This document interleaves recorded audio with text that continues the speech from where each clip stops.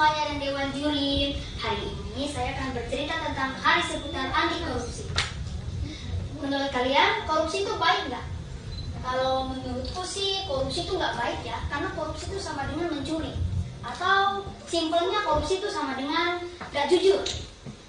Nah, selain itu, korupsi juga bisa korupsi itu melanggar hukum dan juga dilarang oleh agama loh. Kalian bisa kena tangkap kalau korupsi. Aku punya contoh, ada seorang anak namanya Tono. Tono disuruh oleh ibunya beli tepung di kios gitu, toko. Tono dikasih uang sama ibunya sejumlah 50.000. Mamanya bilang, Tono, kamu beli dulu di kios itu tepung, mama mau buat kue. Nah, si Tono di jalan terus sampailah di kios. Nah, sampai di kios dia belilah itu tepung dengan harga 30.000. Nah, kan kalau 50.000 dikurang 30.000 kan masih sisa 20.000. Dia lihatlah, wih ada jajan, wih ada mainan bagus. Nah, karena dia tergoda untuk mau beli barang-barang seperti itu, dibelilah sama dia tuh mainan, jajan gitu. Tapi karena dia nggak punya uang, ya udah dia pakai sisa uang 20.000 itu yang punya mamanya. Itu dinamakan korupsi. Kenapa? Ya, karena itu kita mengambil uang yang bukan milik kita dan kita menggunakannya untuk membeli barang yang seharusnya tidak kita miliki. Nah, aku punya contoh di lingkup yang lebih besar, yaitu di sekolah. Di sini ada seorang anak namanya Dipo.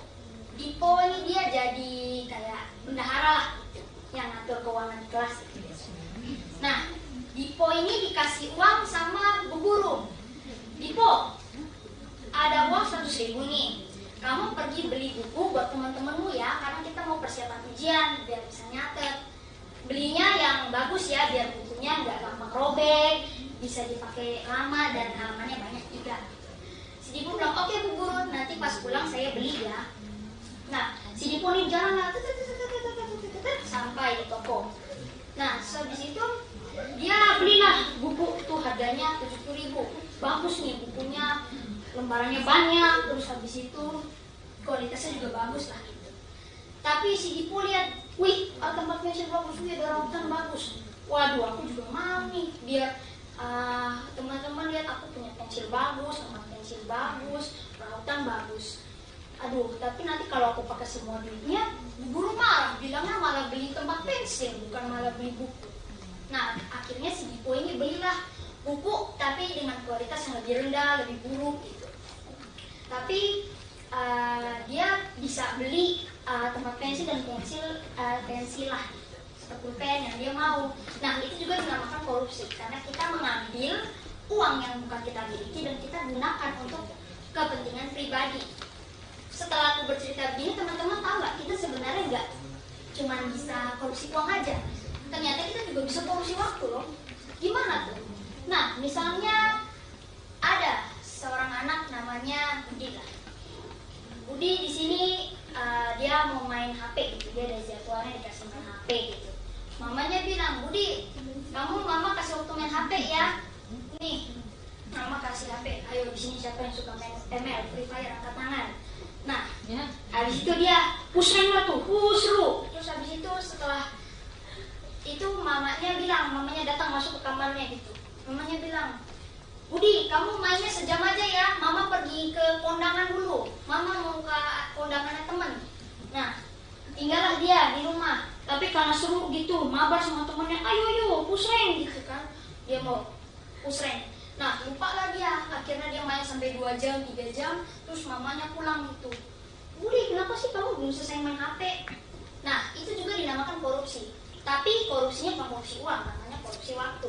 Kenapa? Karena kita mengambil waktu yang seharusnya tidak kita gunakan untuk bermain HP. Nah, setelah aku bercerita begini, teman-teman tahu nggak, sebenarnya kita tidak cuma harus menerapkan sifat jujur di dalam kehidupan kita sehari-hari, kita juga harus menerapkan sikap disiplin dalam melakukan segala hal. Misalnya tadi disiplin waktu, dibilang 1 jam, 2 jam, 3 jam, 3 jam. Habis itu misalnya disuruh waktunya makan, mandi, tidur. Itu namanya disiplin waktu.